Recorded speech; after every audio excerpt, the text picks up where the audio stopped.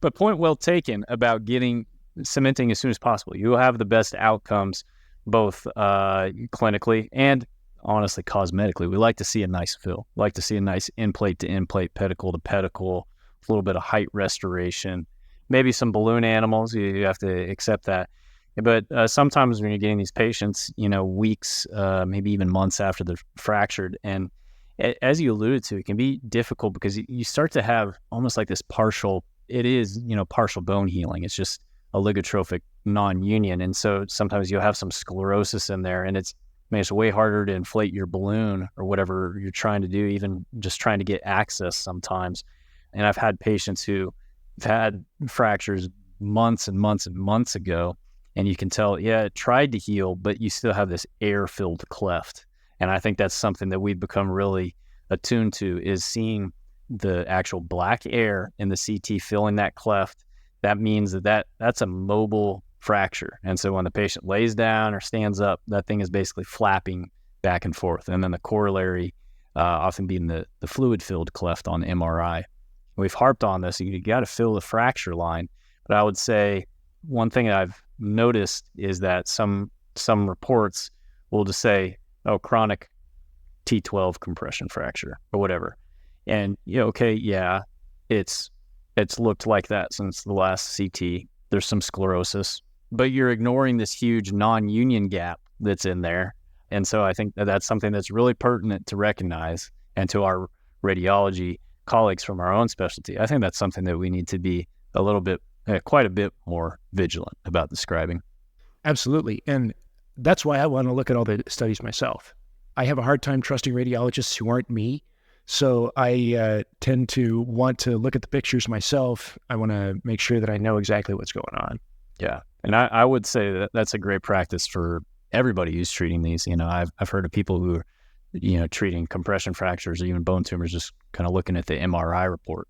And I'll say, this is just kind of a, natural thing at this point for surgeons and for interventionalists. You got to look at your own imaging. Even if you're not, usually you're not the one who dictated it. Sometimes you are. I found that that's been really helpful the times when, for example, I had a patient who I had to treat, a very complicated patient, and required a second round of treatment. And I got imaging study on her in between, and I dictated that myself. And because I knew everything that had happened with the patient, I knew exactly what we had treated before I knew the morphology of the fractures, I was able to describe that. Basically, that if one of my partners had to treat that patient subsequently, they could look at the report and say, okay, there's kind of the blueprint right there. And so that's kind of the approach that I try to take. But I agree with you completely. I need to see the study myself.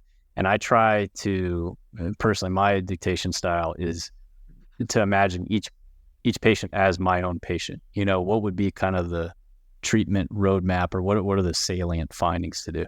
I'm getting a little bit on my radiology soapbox here about that, but I think recognizing these elements of fracture morphology is really important. Not something that, I didn't learn that in residency much. I learned these various tips and tricks from people like you and Dr. Beal, Ed Yoon, and other people. You just kind of pick up on them, and to my knowledge, it's not something that's incorporated into residency curriculum. No, it's not. And I will say that doing these procedures has made me a better reader of spine MRI. 100%. I agree. And it's made me more facile too. You catch things. For example, I read a lot of spine x-rays now too.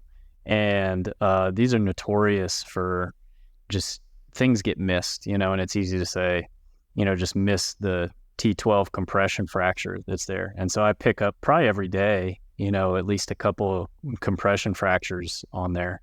And am I going to do something just based on an x-ray? No, usually not, but it's more of a screening test, and you kind of push them forward. So the more you treat these, the more you see the corollaries with MRI, and then you start to see corollaries even with the x-ray, because we're working under x-ray, we're working under fluoro, and everything translates 1-to-1 basically.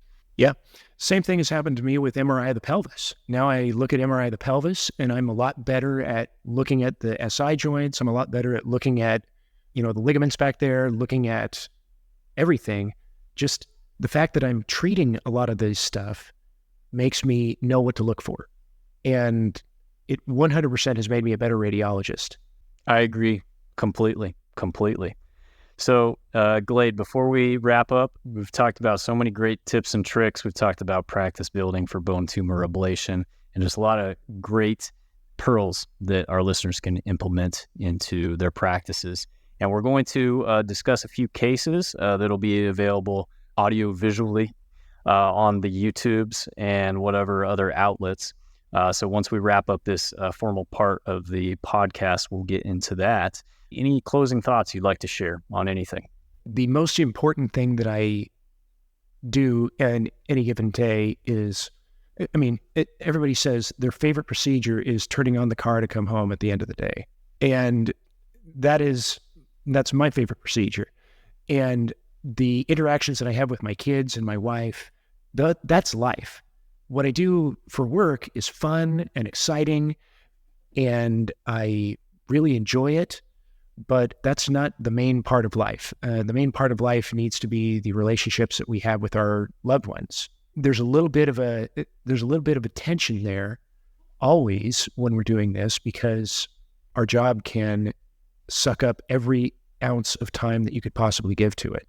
I mean, if I allowed it to, I'm sure I could work 16 hours a day, sleep the other 8, and not notice anything else.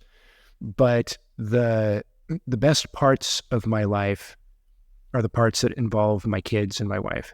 And it is so important to make that a priority.